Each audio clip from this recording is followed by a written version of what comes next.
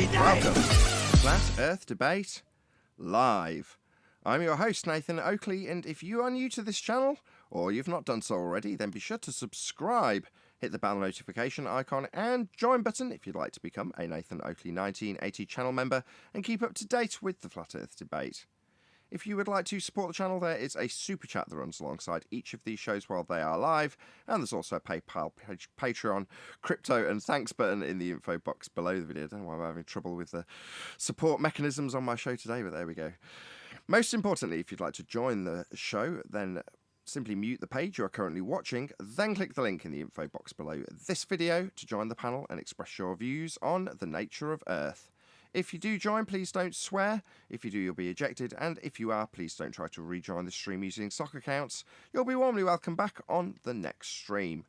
Please also share the show on social media. Sharing the show obviously increases the live audience, but this in turn increases the chances of a more diverse panel. So please share the show on Facebook and Twitter.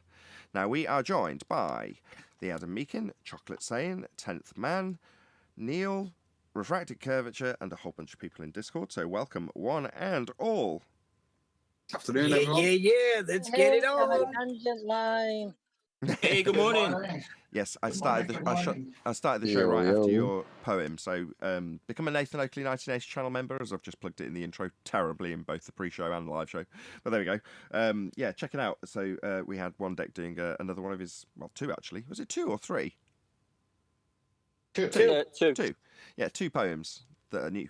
So check it out if you're a member, or become a member if you're not. How are you all doing? Enthusiastic, I hope. Yeah, Great, yeah. Enthusiastic. Good, Yeah, good. let's do it. Oh, that's brilliant. Really pleased to hear it. Any evidence of a physical geometric sphere edge? You know, formerly known as curve of the Earth? Not anymore. Since when? Did we have it in the first place? The guys who used to claim it thought they had it, but their geometric horizon came from flat Earth elevation angles. So they didn't really have it, but you could think of it like they did. Right, so you could They don't assert, adhere to that point of view. you could assert Earth curve, but you'd have to accept and acknowledge in the modern times that that claim has come from a flat Earth. Well, apparently they want to distinguish between Earth curve and their geometric horizon. So after a certain argument, we've been told we wouldn't expect to see the geometric horizon. So I don't know why that would be, because something is obviously blocking the boats and buildings in the distance, and we were told that that's a physical Earth curve. Chocolate, are you saying that since their geometric horizon changes with the weather, that something's wrong with that? Yeah, the geometric part. Yeah. What about any evidence that you can acquire an elevation angle from a curved baseline? I haven't seen it accomplished yet. And when we asked Anik that, he said, well, you use the flat plane first.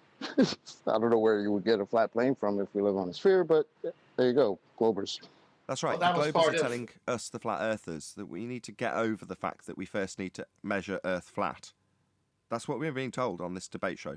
That's not even a joke. That's what we're being told by people who claim to be defending the globe. They're not. They don't defend the globe or believe in the globe.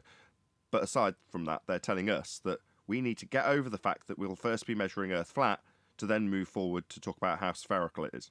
I kid you not. Yeah, well, that's what. Who was the guy that said that? I'll Danik. give you the flat Earth. I'll give it you. I'll give you the flat Earth Yeah. conspiracy cats a couple of years ago when he had the same exact problem when talking about the angle, i.e. the visual acuity in that instance, the resolution, the angular resolution is an angle. So he's got to give us the flat Earth first. That was conspiracy cats. More recently, it's more specific, as in to do with the sextant measuring angles when navigating and triangulating your location. And in that instance, well, you know, you guys have just got to get over the fact that we measure it flat first. Us guys being flat earthers who are pointing out that Earth's got to be measured flat first. I've got to get over that. We've got to get over that, guys. I mean, seriously. Can I propose something? Hold Go on on, a Ted. second before you do, because you have to get over that it's measured flat and then modeled flat. Then we can tell you about how it's a sphere. Yeah, I'd like to Right. propose something that goes with what John just said. Let's assume something on a much smaller scale, like a basketball.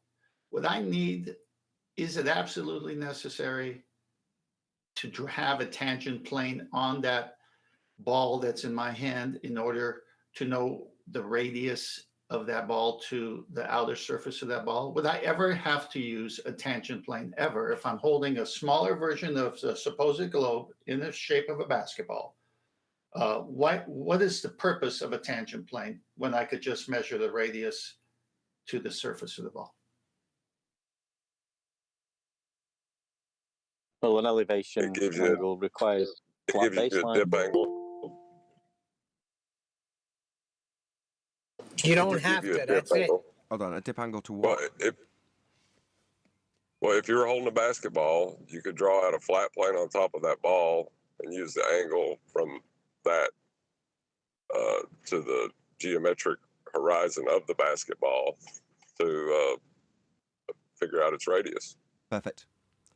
Correct. If you're on a basketball and it does actually have the properties of sphericity, then it will have a geometric horizon. A local geometric horizon from the position of an ant, for example, on the top of a basketball. As it looks away into the distance, there's a calculable value. Now, that same calculable value ascribed to the sphere Earth that we don't stand on is 1.2 times the square root of the observer's height in feet. That's the distance to the geometric horizon.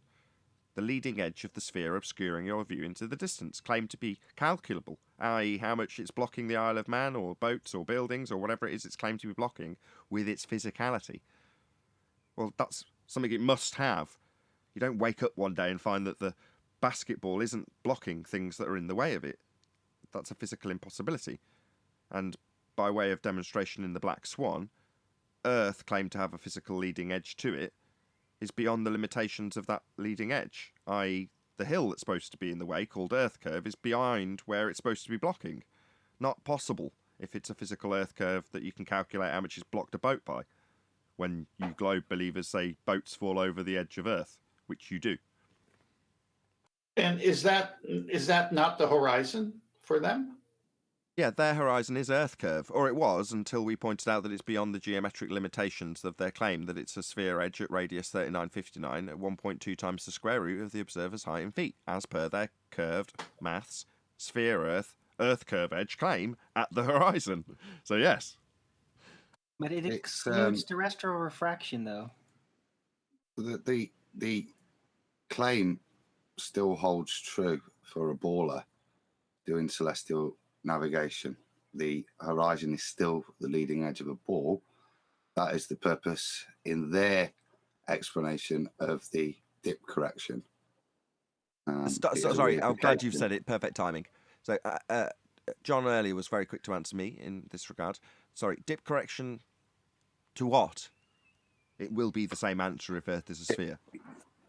Dip correction to the reification that the horizon is the leading edge of a ball. That's the purported not quite what mathematics of John's why answer you're was. doing it. Hold on, sorry, Adam, to be pedantic. John, can you give the same answer you gave before for the question, but it's been put to Adam in regards to what the claim by an anti-flat earther is you will need in terms of the horizon and its properties if you're going to do a dip correction from it. What must it be for that to hold true? Straight line. John's disappeared right at the wrong moment. A geometric horizon. That would mean a tangent point. That's what it must be, right, Adam?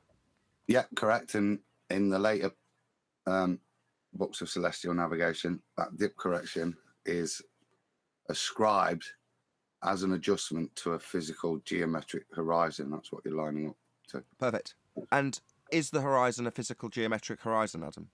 Just to No. answer Arwin's question. No. So no, upon Arwin's postulation that what about refraction? Is it a refracted horizon? Well, you can ascribe that word to it by way of a 7/6 derivation of an R value that you couldn't get if it wasn't physical to measure it. But ultimately it means it's then not geometric. I want to challenge that. I've been pondering that. and it's a trap. If you allow refracted horizon, you are allowing the horizon still to be physical but moved.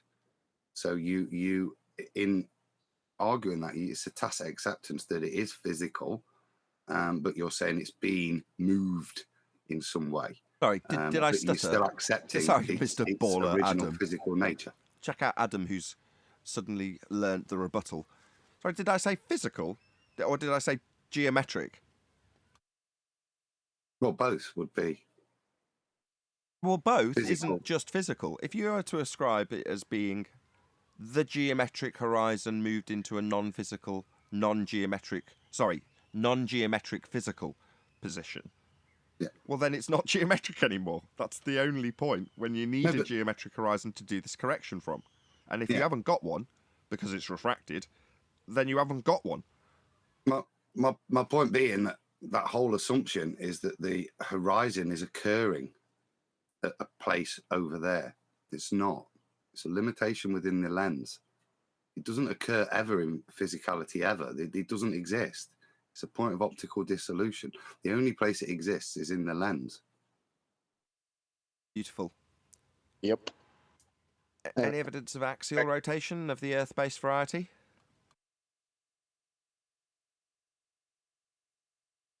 Oh, are you in a hurry? I think Chocolate was. Chocolate was trying to say something. Yeah. Oh, my bad. Go ahead, Chocolate.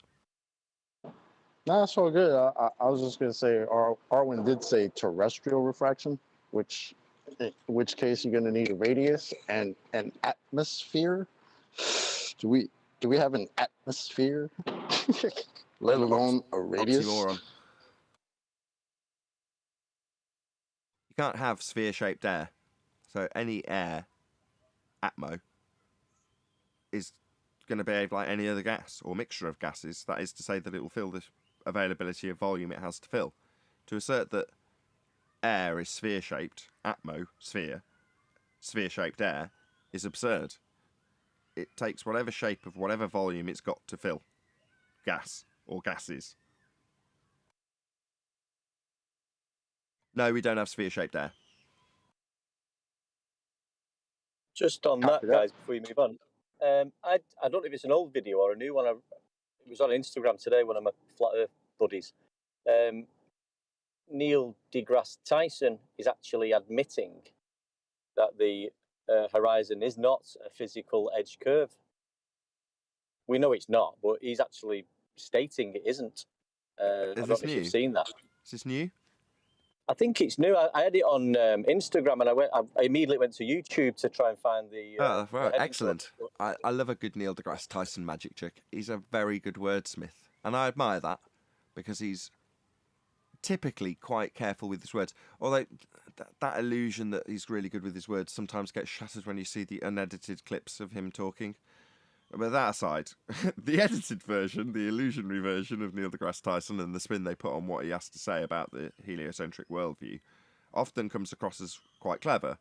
Now, maybe that's someone else doing it, but I'll give you an example. When he talks about that stuff is flat, all the flat earthers rejoice. Oh, look, Neil deGrasse Tyson says it's flat. No. Again, it's describing the physical leading edge of a geometric sphere edge horizon formerly known as Earth curve when he's describing you seeing it in reference to the ball he's holding and how an ant on the ball would have that representation given to him. So it's a very clever magic trick that duped a lot of flat earthers as well as the surface level understanding which you're supposed to get from that, which is just a vague general understanding of, look, here's us on a ball, you're moulding it, there's not much surface interpretation to it.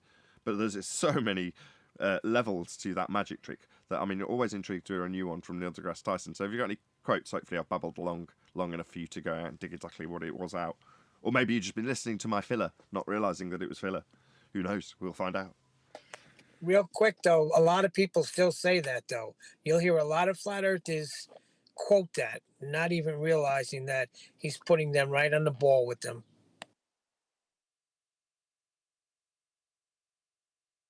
Yeah, he's saying you're not going to see the curve of the Earth from whatever, 2 inches above the beach ball, or 2 millimeters, or whatever he says. Doesn't matter. But he's talking about the ISS, right? Or something like that. saying that even if you're at what is considered to be quite high by our vantage point, you're still not high enough to see Earth curve. And it's like, hang on a second. The leading edge of the sphere on a ball Earth is just the horizon. It doesn't matter at what altitude you see it. But again, another level to that particular magic trick. I don't want to distract one deck's gone very quiet. But maybe we'll find out there's a new multiple level magic trick that at the surface seems like good things for us, maybe. Yeah, I'll try. No, technically it was talking about the Felix I'll, Baumgartner. I'll try and dig it out for you. It's just interesting to. He's almost talking like a flat earther. Well, he is. I'll dig it out. Yeah, that's why it intrigues me for the reasons given a minute ago. Go on, Chocolate.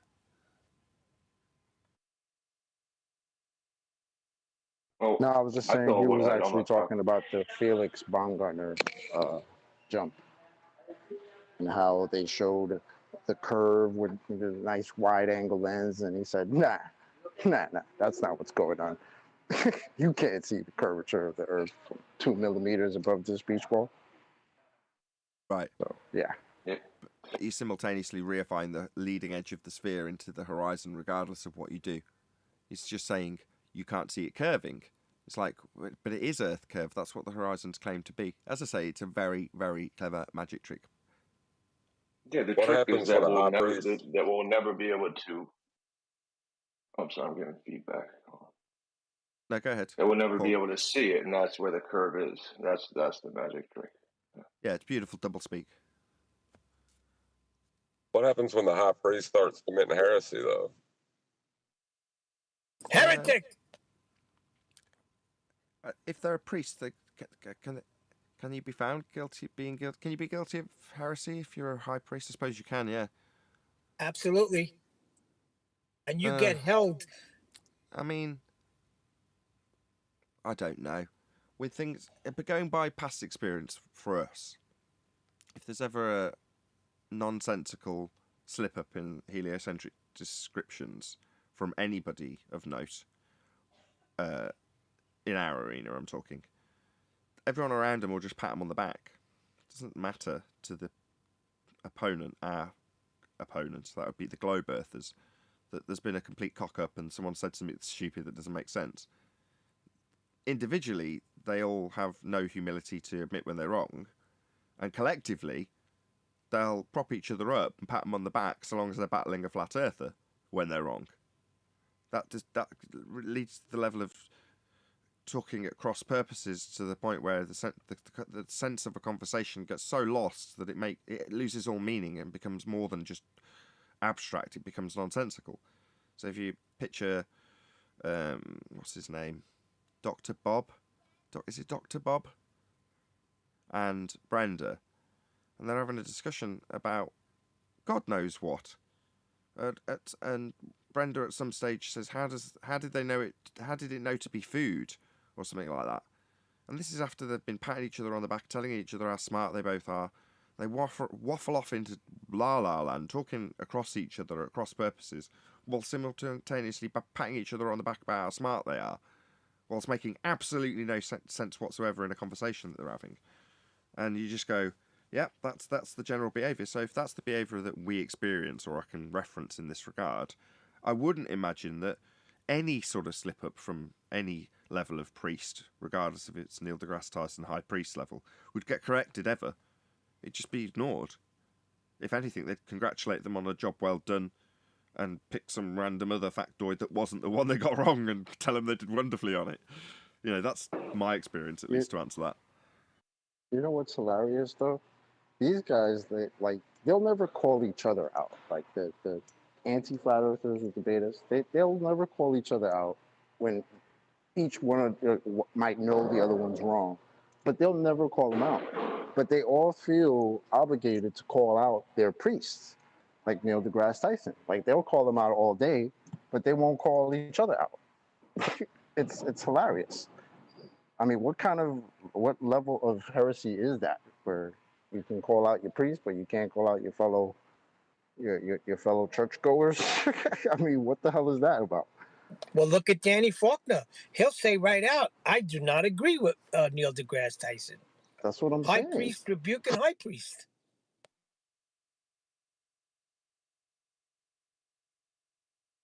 Yeah. Well, I don't know what that's all about. unfortunately, it's not an agree or disagree situation. The subject matter and what its definition is the key, not what someone trying to spin it to be. Isn't that where they got the name anti-flat earther, though? Because they're, in that instance, certainly not in line with the globe claims, the globe religion, and its belief in things like Coriolis effect. They're throwing, I know which example you're giving, things like Mr. deGrasse Tyson talking about a field goal going through the goal because Earth's turned beneath the ball. So the goal's moved as the ball has travelled straight, but you've watched it from the stands curve through the goal. Well, according to him, that's because Earth moved underneath the ball, only an apparent deflection caused by Earth's rotation. That's what he's claiming. Well, when we point out that if Earth turns under the ball because the ball's left the ground, then a flight that's in the air for a prolonged period has a lot of Earth turning underneath it. Yeah, it might be a quarter of an inch for a ball that's in the air for 2 seconds, but for an aeroplane, that makes a significant difference to the flight time. Well, that doesn't happen. There is no significant difference to the flight time because Earth's turning beneath flights. And when we point that out to an anti-flat earther, they'll throw Neil deGrasse Tyson claiming that Earth should turn underneath a football, and has, according to him, under the bus, and say, nah, that's not what the globe claims. And then they'll make up some supplementary nonsense ad hoc crap that they've come up with on the spot for what they say the globe claims. Because in that example, no, that would shorten flight times, but Neil deGrasse Tyson's just wrong. All right. But you're right, and you now stand here before me with the belief, incorrectly so, that the Western world's behind you, as you tell me about how stuff isn't drifting at 15 degrees an hour, Coriolis effect that the globe claims. They'll argue the toss about how it ain't happening and why it isn't happening. And like I say, they'll, until now, if they're listening to this show, have had the vague belief that they were actually in line with the rest of the world and they were defending the globe. They weren't. And as Chocolate says, they were throwing some of the priests of the globe under the bus when they did so. So they certainly didn't have the Western world behind them. In fact, they were heretics, quite the contrary to what they've believed, and this will be pointed out. If everyone had come here, but the elevation angle seems to have killed most participation. It's like down to a dreg. But there we go. I'm not complaining. Well, they seem to be selective in their Earth turning. They wanted to affect winds on the north, south, south, north, but they don't seem to understand that they also claim it's turning west to east.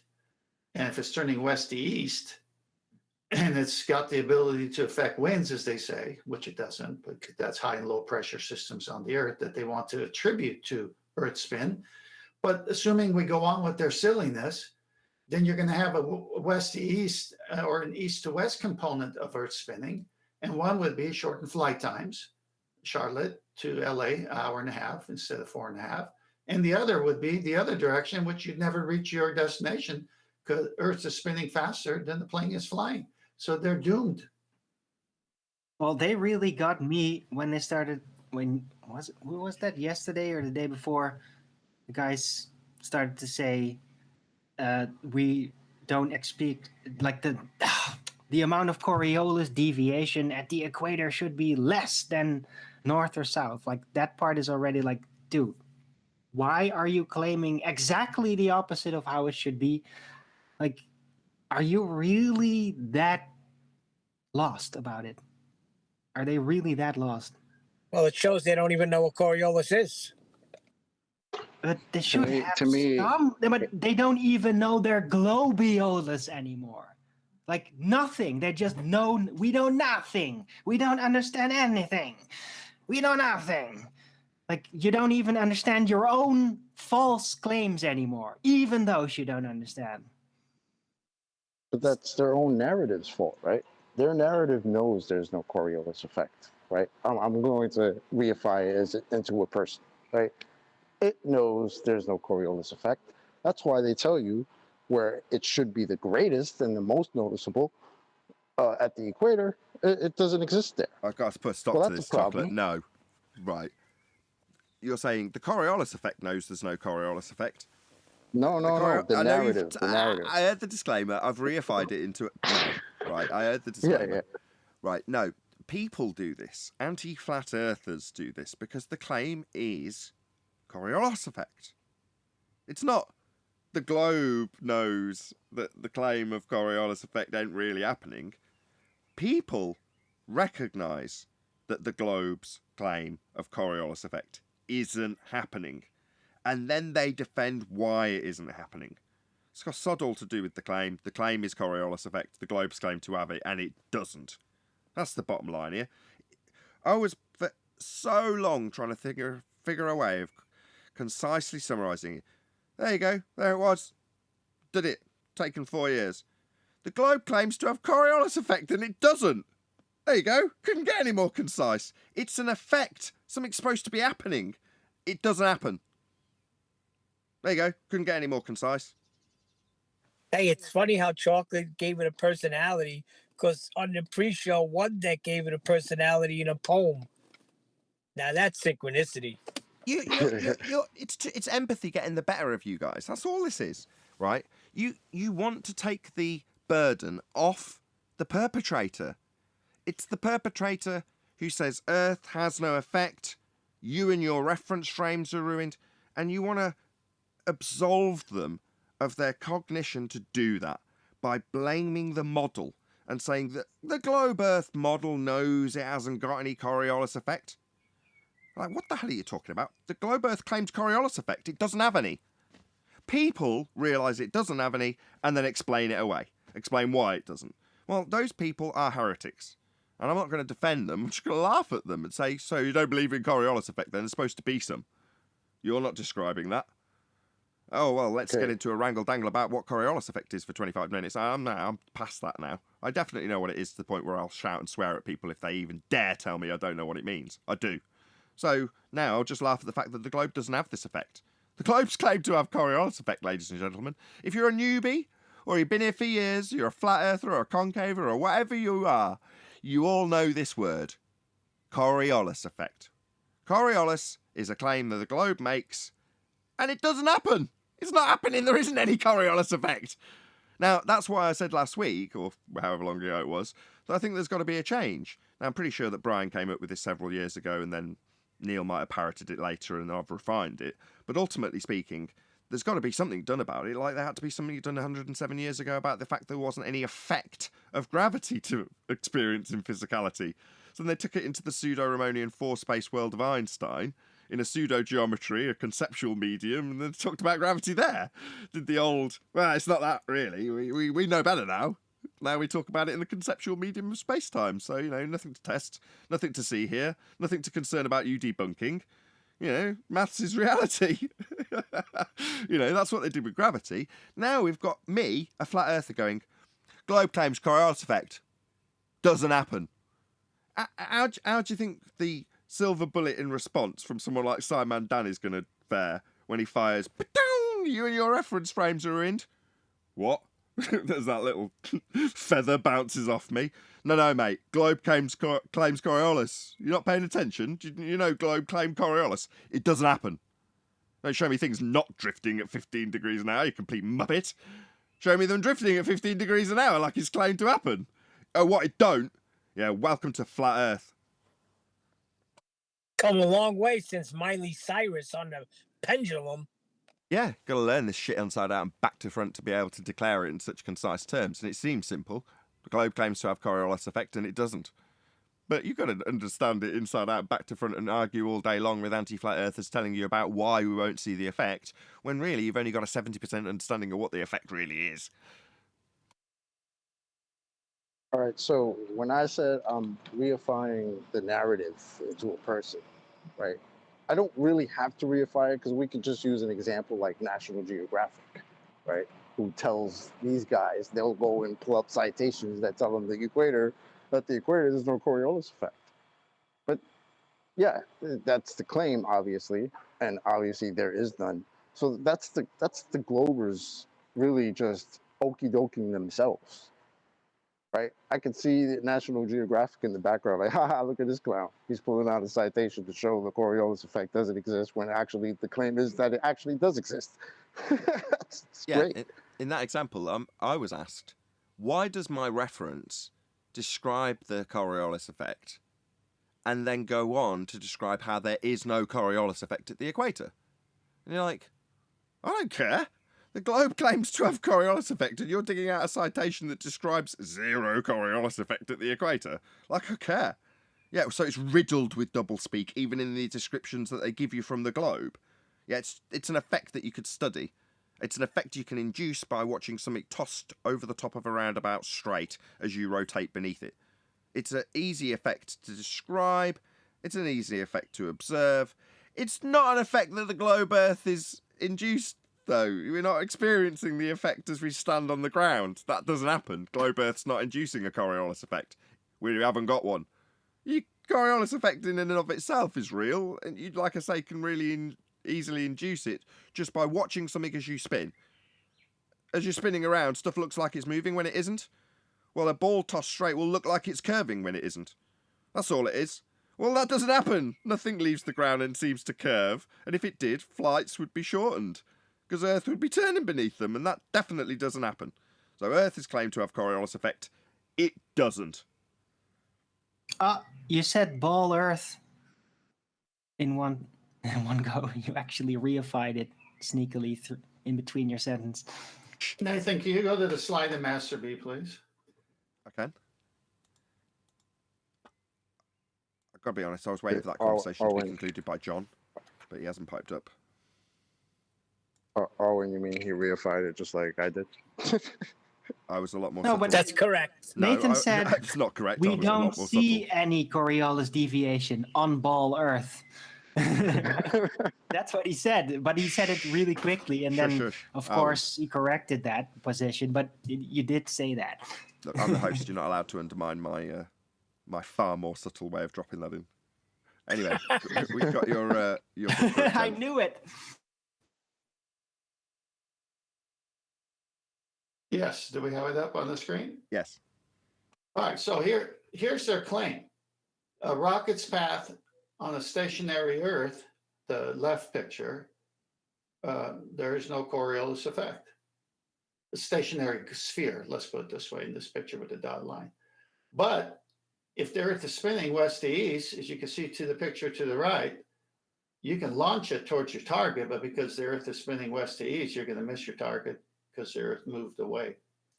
Figure 9.10, Coriolis deflection would cause a rocket launch from the North Pole directly at Mount Kilimanjaro, marked by the X, to land west of its target because Earth rotates. The reason I bring this up is because if this was true, if this was actually happening, if the Earth was spinning west-east, then flight times would be shortened from flights coming east to west, because in the same sense that they're saying the Earth is spinning faster than the rocket's ability to land where it's aimed, and it's going to land somewhere else, then that means that Charlotte flight's going to take an hour and a half because LA's coming towards it. They have no... Yeah, it's a contradiction, man. They contradict themselves. Man, you blew my ears out there. Right, but what 10th Man's showing is that the globe Earth claim is Coriolis deflection. The effect that would be induced is the deflection caused by you rotating beneath something.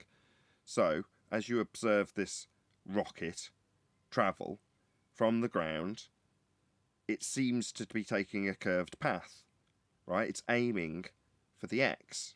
So it's aiming for here, right? Well, if it just travels in a straight line, what you see from that point moving across as it travels down, you see it taking a curved path. Well, that's the Coriolis deflection. It's actually travelling straight, but you see it seem to curve. Why? Because the ground has rotated beneath it. And it says, amount of deflection, that's Coriolis deflection, due to Earth's rotation. That's Earth rotating beneath the rocket, according to the globe Earth claim. That means Earth's rotating beneath rockets and aeroplanes and bullets and footballs and gyros. Yeah, well, we'd notice, because the flights would be shortened, because Earth would be turning underneath them, assisting their flight times when travelling west. Simply does not happen. Like I say, we'd notice. On the equator, you'd have 1,000 miles an hour spin of the Earth if you jumped up and down. Believe me, you'd notice. But that's what I'm saying. They can't have it one way and not the other. You would have to see it in flight times. Yeah.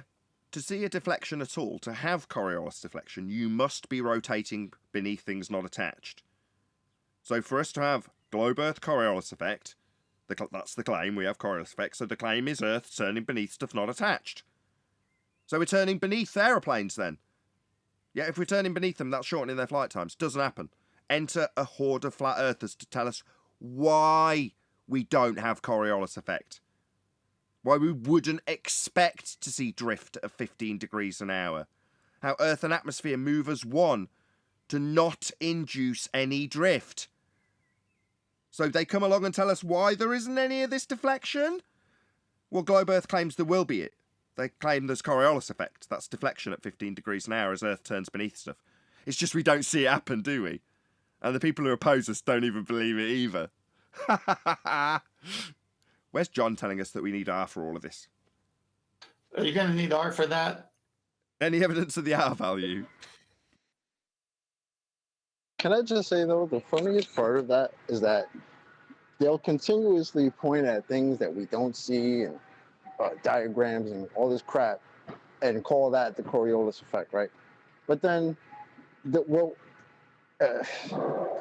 deviation we actually see, right, according to them, based on the same cause of rotating underneath, would be the stars, the sun, right? But for some reason, they go out of their way to not label that as Coriolis effect, even though it's the same cause. It's the same thing. It's the same effect, yeah. If they're claiming that Earth turns beneath an inertial reference frame to cause deflection at 15 degrees an hour, that's star rotation according to them. And at a base level, when you're young, that's what they'll teach you. Just not at any higher level, because they don't want you to comprehend it beyond when you're goo-goo-gaggering your way through your general understanding of what the world that presents itself to you based on an authority just telling you. And they tell you, yeah, we're turning underneath those lights. That's why they look like they're moving. They're not really moving. It's us moving beneath them at 15 degrees an hour to see them look like they're curving when they're not really curving. That's Coriolis effect. Yeah, they'll go out of their way to separate the two. Because then when you link the two together, you say, so Coriolis effect is Earth explicitly described as turning beneath the stars, but kind of wheezily described in terms of the net effect when you've got Earth turning as a non-inertial reference frame and the ball being deflected at a 1/4 inch to the right, aided by Earth's rotation. That doesn't make you suddenly go, so Earth rotated under the football then? Neil deGrasse Tyson phrases it in a very carefully, weaselly worded way so that you don't automatically just associate the claim that Earth turns under the stars to make them seem to drift, when they're not actually moving from your vantage point, just you turning beneath them. Yeah, well, that's Coriolis effect, and Neil deGrasse Tyson's ball drifting through the goalposts is the same effect, Earth turning underneath the ball, not attached to the turning reference frame that's being claimed Earth is. Yeah, so Earth's turning under the blimp, filming the game then. So the blimp's drifting away at about 800 miles an hour, is it? No. But that's what you're claiming. Earth's turning beneath stuff. That's what Coriolis is. It's the only way to have Coriolis. To be Coriolis, you must be turning beneath stuff. And as I say, and we'll repeat, that's what the globe claims. Not, Earth and atmosphere move together. There won't be any drift to see, because we have a first law of thermodynamics violation. Bonded gas, not unbonded. Yeah, that's nonsense from idiots who believe they've got the Western world behind them, while they spew this nonsense I'm now spewing on their behalf. Yeah, that doesn't line up with the globe claim. It just claims Coriolis effect. It doesn't happen. Nathan, I got a second slide that will embarrass the anti-flat earthers. Can you have Coriolis effect without a non-inertial turning reference frame? No, in order to be and observe Coriolis effect, you must have a non-inertial turning reference frame underneath an inertial reference frame. Ergo, for Earth to have its claimed Coriolis deflection, because it's claimed to be turning beneath stuff, we must be turning beneath stuff, as per the globe claim that doesn't happen and can't be observed, and we debunk daily. Well, can you have a non-inertial turning reference frame without a radial value? No. In order to be a non-inertial turning reference frame, you'll be turning at a rate that's dependent on your radial value. If you haven't got one, you can't even make the claim. Oh dear. Go on, I got your second slide up, 10th. It's essentially detailing the same thing, deflection. Yeah, I just want to drive the point home. So if you read 1 on top there to the left, rocket is launched from the North Pole toward New York along 74° west longitude. 2, bottom left, notice the direction of the Earth's rotation.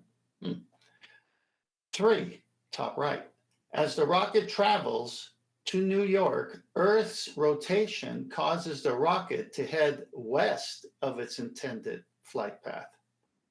4, similarly, a rocket launched from the South Pole toward New York would head west of its intended flight path.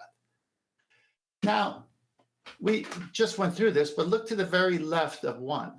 Viewed from the North Pole, the Coriolis effect appears to deflect ocean currents and winds to the right. From the South Pole, the deflection appears to the left. They'll do anything to obfuscate what winds do on a flat plane. It's total doublespeak. Because the Coriolis effect appears. So it's apparent. Right, but they're describing what winds actually do. So unless they're talking in Kosho terms, which is probably why Kosho made this assertion, that there's an apparent deflection in the winds. Well, that would mean the winds are travelling straight, and they only look like they're curving because you're turning beneath them. That's what this is saying. Yes. So now, but now, really quite disturbing, isn't it? I like, because you feel the wind, you feel the direction it's coming from, but it looks like it's coming from somewhere else. That is total doublespeak. Totally preposterous. Taking a visual, I don't know, I mean, it's just naughty, isn't it? Yeah, they're describing an apparent effect, i.e. not actually happening, but appears to happen because you turn beneath. That's what Coriolis effect is. So it appears to happen because we turn beneath. What's happening? Well, the wind. Yeah, that's not appearing to curve. You know, if you've got a cyclonic action in the wind, it's actually curving. It's not just looking like it when it travels straight. Did you say beneath? Yes. Are what do they call that again? Oh, satellites. Are those beneath or above the hurricanes in the inertial reference frame? Because those definitely appear to be rotating. Yeah, they would be observing it from the inertial reference frame. What Chocolate's saying is, if you've got a satellite image claimed to be satellite, it doesn't matter what it is, but that's the claim, that's the image we're talking about. And you've got a picture of a whirly-whirl wind going in a circle, right? Well, the actual path is observable from the same reference frame the satellite image is taken from. That would be the inertial reference frame. So, by comparison, in a ball tossed over the top of a roundabout, the people tossing the ball back and forth across the top of the roundabout, they're effectively the same in the inertial reference frame. And what they see in the ball is it travelling straight. Yeah, doesn't matter that the Coriolis effect is going to be described from the roundabout and the effect's going to be the guy in the roundabout looking like it curves beneath. So he's looking at the ball and going, oh, look at that curved path it takes. Yeah, the inertial reference frame shows the actual path of the ball. And likewise, the satellite image shows the actual path of the wind. And it's got an actual curved path. Well, Coriolis effect is the appearing to curve of the ball from the roundabout, or the appearing to curve of the wind from the ground. Yeah, total nonsense. Again, I want to point out that the east-west component they have to cleverly ignore, because they, in point 2, says notice the direction of Earth's rotation. So they're stating that their globe model. Now, I like John's argument. You're going to need a radial value, would kill it right there. But if you were to give them a little rope to hang themselves with, You'll say, well, what direction is the Earth rotating? West to east. Okay, what's that component going to do? You got me a north-south, south-north wind effect. How about an airplane in their initial reference frame, not attached to the Earth going west, and Earth is rotating west to east? Shouldn't that flight from Charlotte be an hour and a half? Yeah. Oh, let's not talk about that. Well, no, that's the net effect, though, isn't it? For me to look up at the plane and have what the globe claims to have, that's Coriolis effect, then I've got to be rotating under the plane. It's as simple as that. That's what the globe's claiming. The globe claims I rotate underneath aeroplanes. Why? Well, because it claims we've got Coriolis effect to observe. Like we see in the stars, the 15 degrees an hour drift. Well, that's a claim that Earth's turning underneath aeroplanes. What do you think the end result of that's going to be if it was true? Shortened flight times that we don't experience. So the claim fails. The claim is we turn beneath stuff to cause Coriolis effect. And if you really don't get it, you do something silly like show up here like Planet Walk did and try to tell us how flights from the West Coast to the East Coast are actually shorter. Snatching his own wig off in essence. Yeah, that's just being an idiot, not understanding your own claim. Can I share like that in that instance, right? Just to labour that point that Chocolate's just made. So that's a claimant that's come along and described the shortening of flight time, but in the wrong direction, right? Because he's looked at some flight times, seen the one slightly shorter, and gone, "Hey, proof." It's like that's going in the wrong direction. So you don't understand your own claim. Now, I don't know how many people on the panel immediately started berating him and laughing at him for it. Flat earthers, that is. Well, this is an instance where, fairly typically, we not only know their claim so well that when they make a slight error in terms of their, not even a slight error to us, it's a glaring error, but to the uninitiated, it's not even an error, they wouldn't even notice, right? But we know their arguments so well that we can go, what? From where to where? Hello? Yeah, that's not travelling west. Why are you describing the shortened flight time going east? You complete bonehead. Don't you understand what the globe claims? Because we do. They don't most of the time. They'll go and have a cursory search for what they're looking for, cherry pick out some evidence, not realising that it's completely contradictory to their own claim. Like I say, we'll spot it in a heartbeat. Chocolate spots it all the time. But that just it should demonstrate to the people watching who actually understands the globe claim. Yeah, we do. Yeah, Adam, if you want to share that, feel free to do it. Cool. It just exemplifies the point you've made today that this is their claim, and yet we don't see it in planes. But as you'll see here, Nathan, I'll wait till you've got it. They don't understand their own claim. Hold on 1 second, Adam. Not Adam, Arwin. Yes, I've got it presented. I might make it a bit bigger. Go ahead. So it's just to exemplify the point. This is another thing. This is talking again missiles at 10th. I won't go into maybe another show. Go into some of the reasons why they're trying to create reference frames, because they are trying to claim tangential velocities in this, but fundamentally, and it's very novel, some of the stuff they go into, but fundamentally what they are creating is the Earth turning underneath. And if you look at this, well, the first picture just shows you the similar, is more complicated and less clear than what 10's shown you before.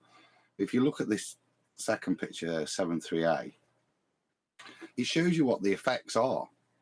And if you look at a plane traveling from 1 to 2 and a plane traveling from 3 to 4, it's a lot shorter. And this is the point. So with a missile, they make the positive claim that the Earth is turning underneath, and it will have an effect on flight times. This is, let's say, from, I'm not sure which book it is, 10th, one of the military books, Fire Control Technician. I'll post Volume 1. And there shouldn't be a shock. The globe claims Coriolis. Everyone knows that because the word itself, most people are familiar with. It's a nice, complicated, seemingly intelligent word to use when describing an effect that the globe claims. So you sound smart when you say it. Coriolis effect. Yeah, the globe has Coriolis effect. Most people think it's actually like mutually inclusive with the globe. In other words, it's only globe effect. It's not like a general effect that you could induce on a roundabout. They think it's exclusively a globe effect. That's the word. Exclusively a globe effect. And it isn't. But most people know when you say Coriolis effect, instantly they think of globe spinning. Yeah? They don't know why. Because I've just heard somebody sometime describe how Coriolis effect is applicable to a turning Earth, and it's a proof of it. That's what they understand. Okay, great.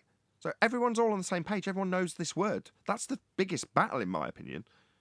You know, the Globers wouldn't They have don't had such a... understand, you know. They Hold on, Owen. Hold on. just want to Hold on, think Owen. that it's an actual Hold on. They wouldn't have had such an uphill battle if the general Western world didn't know this word, Coriolis.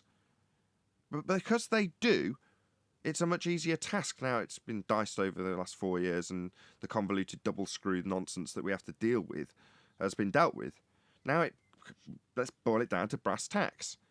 There's an effect everybody's familiar with, Coriolis. The globes claim to have it. What is it? It's you turning beneath stuff that's not attached to the ground. That's what the claim is.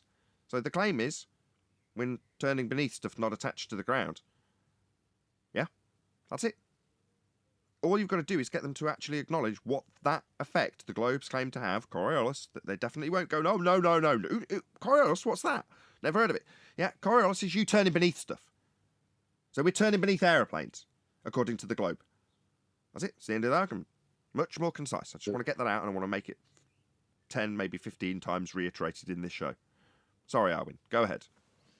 I was just going to say, well, more of the same. They don't really realize what Coriolis effect is. So the first thing that they've associated with before they actually learn about the Coriolis effect is that it has to do something with the Earth spinning.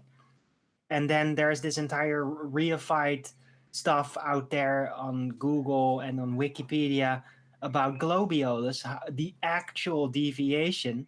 And that's how the entire concept of Coriolis deviation, which is an apparent deviation, not an actual, is completely snowed under and never reached. You have to specifically dig for it to get it.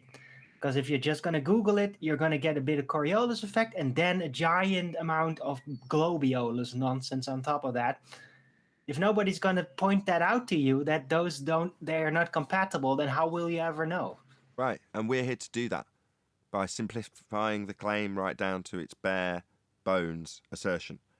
The globe claims to be turning underneath stuff not attached. That's what Coriolis is. That's what it's claiming. That means we're turning underneath stuff not attached, because that's what the claim is, and that's what's supposed to be happening, and it's absurd because it doesn't happen. Can I complicate it just a little? Like I said, this has subtle nuances, but I just want to describe one of the effects. And now this is within the apologetics of a plane taking off at 700 miles an hour backwards. Okay, so if we accept this retention of tangential speed or whatever, and that this always happens, that's the apologetics you've got to do. So if I just read this, but think about a drone taking off, Nathan, how we say it just hovers. Okay, so if a missile is launched directly upward from a point on the equator, it would move up and to the east, reach a zenith and fall back to the Earth, but it would land to the west of the launch point. The reason it falls to the west of the launch point is that in order to move east at the same rate as the launch point moves due to the Earth rotation, the missile would have to have increased its eastward component of its velocity, i.e. first law of thermodynamics. Yeah, it's not prepared to violate that. It would have to increase the eastward component of its velocity because it's further from the Earth's center of rotation as it rises. Yeah, so this is where they're trying to create a second reference frame. But listen, if a drone takes off and hovers, it shouldn't be hovering, should it? It should be drifting in this claim. Yeah. Careful, easy now. Should be, no. In this claim, I said. Yeah. If we are to see Coriolis, and the globe claims we will, then the drone will lift off the ground and on the equator drift away at 1,000 miles an hour. For you to see it seem to curve away at 1,000 miles an hour. Now, in reality, if this claim is true, then you only push the up stick but the drone whizzes away as it curves up and away at 1,000 miles an hour. Do drones, when you push the up stick, whiz away at a seemingly curved path at 1,000 miles an hour, Adam?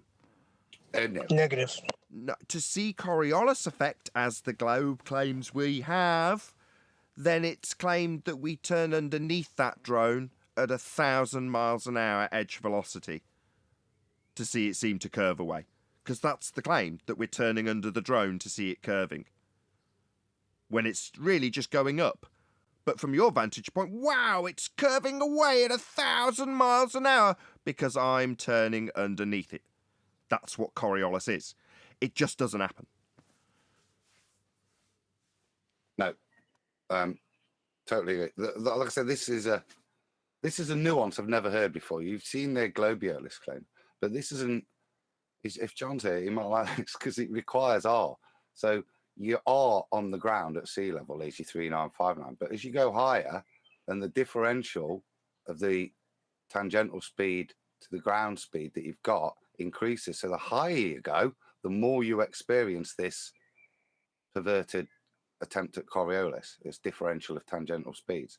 The higher you go, the more you'll curve in this claim. Yeah, super rotation. Yeah. Yep. The bottom line is, No, I'll say it one more time, Globe Earth claims Coriolis, and that means the claim of us turning beneath stuff not attached. Absurd and doesn't happen. Go ahead, Chocolate.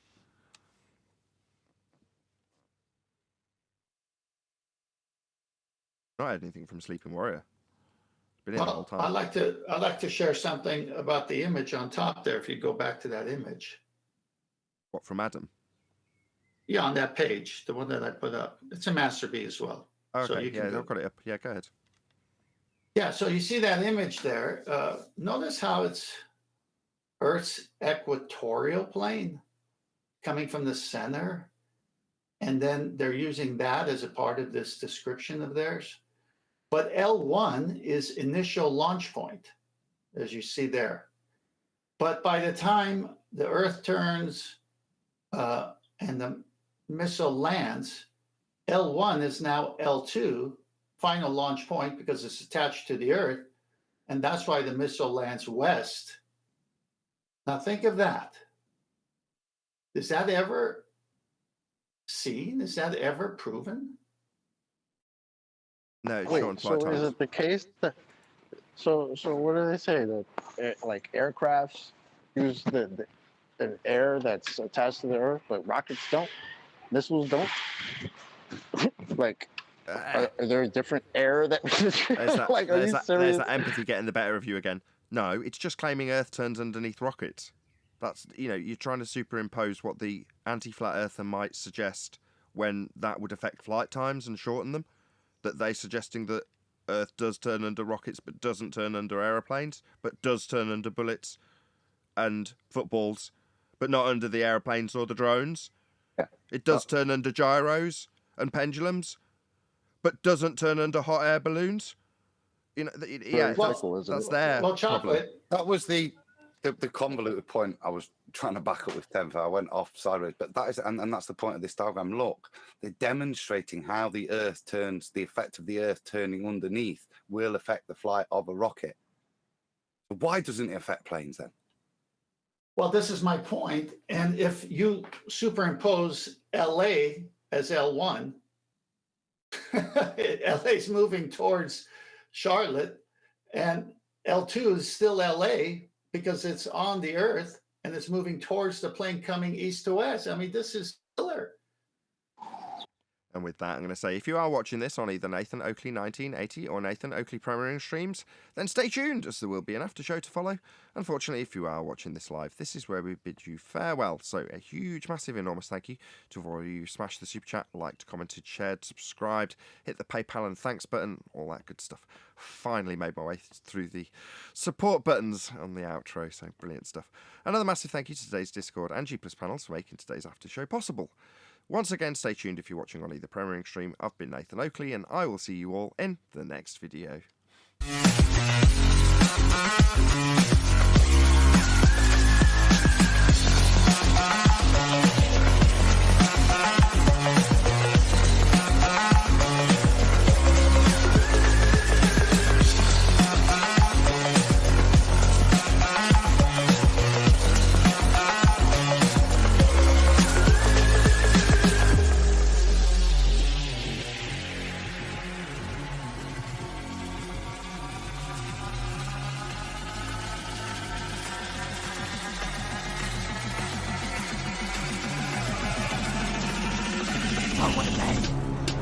fucking day.